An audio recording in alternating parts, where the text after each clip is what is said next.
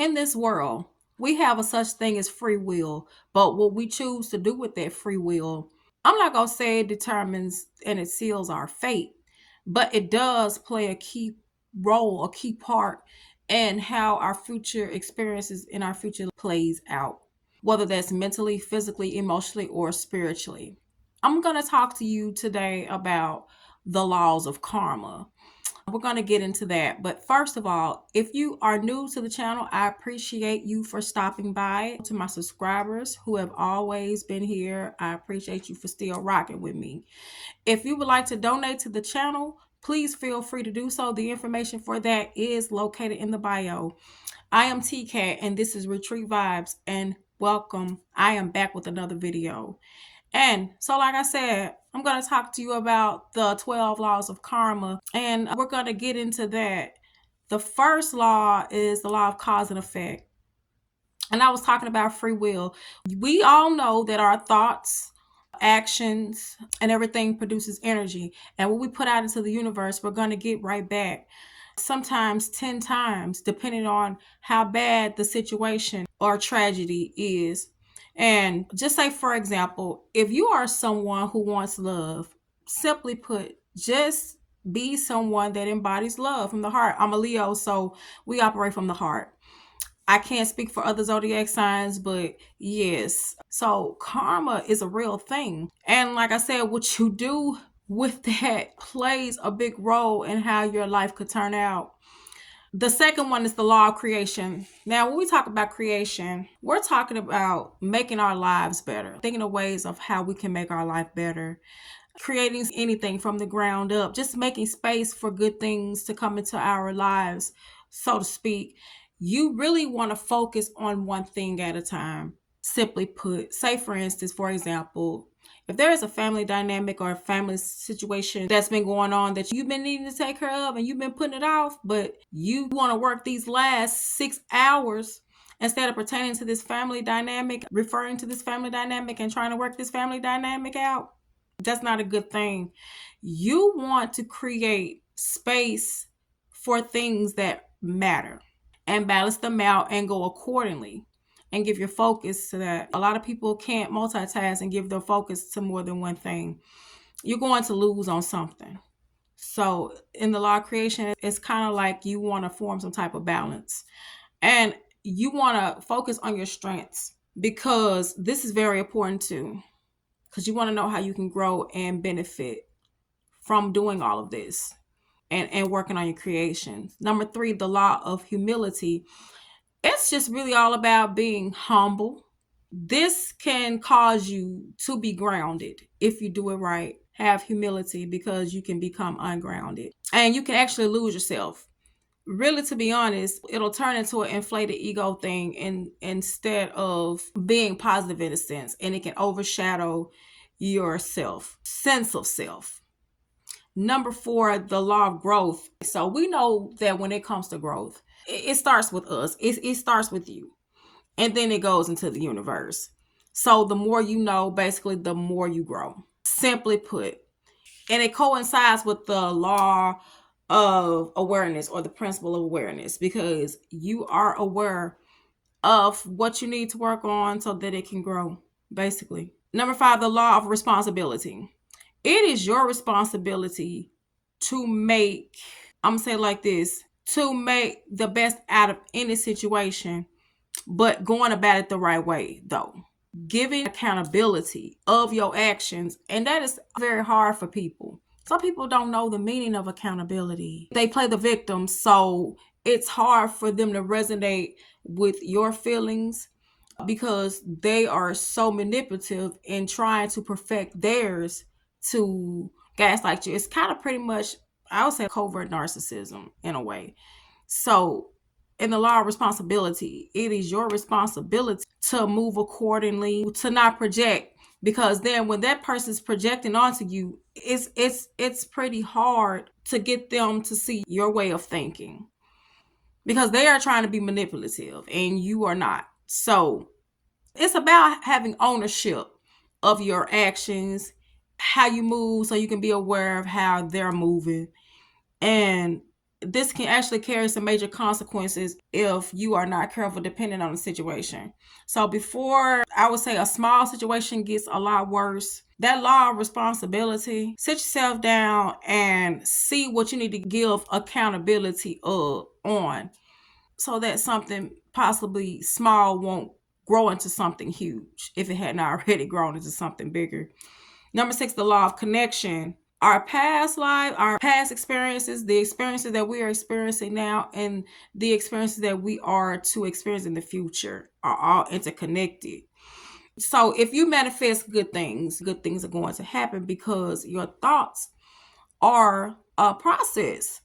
So it is going to eventually happen for you because you constantly manifesting it. You're triggering manifestation, which in meditation, you are raising your vibration and you're taking action.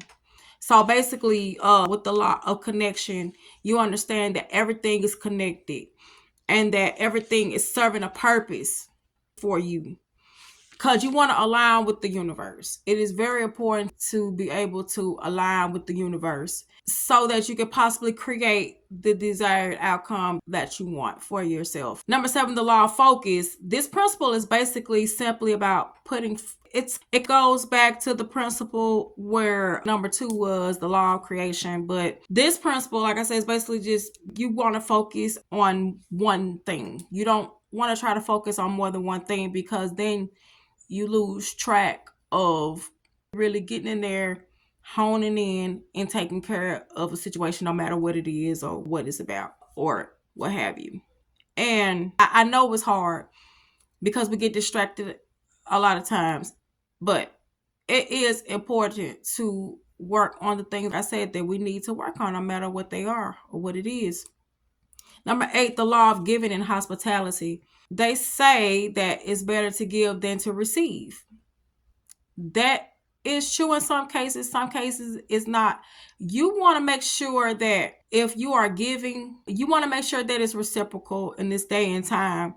Simply put, but for instance, I'm going to say this first. For example, being kind doesn't cost anything to be kind. You understanding that it's all right to be kind, it helps you understand how important being kind is. You can actually be saving someone's life just by simply being kind.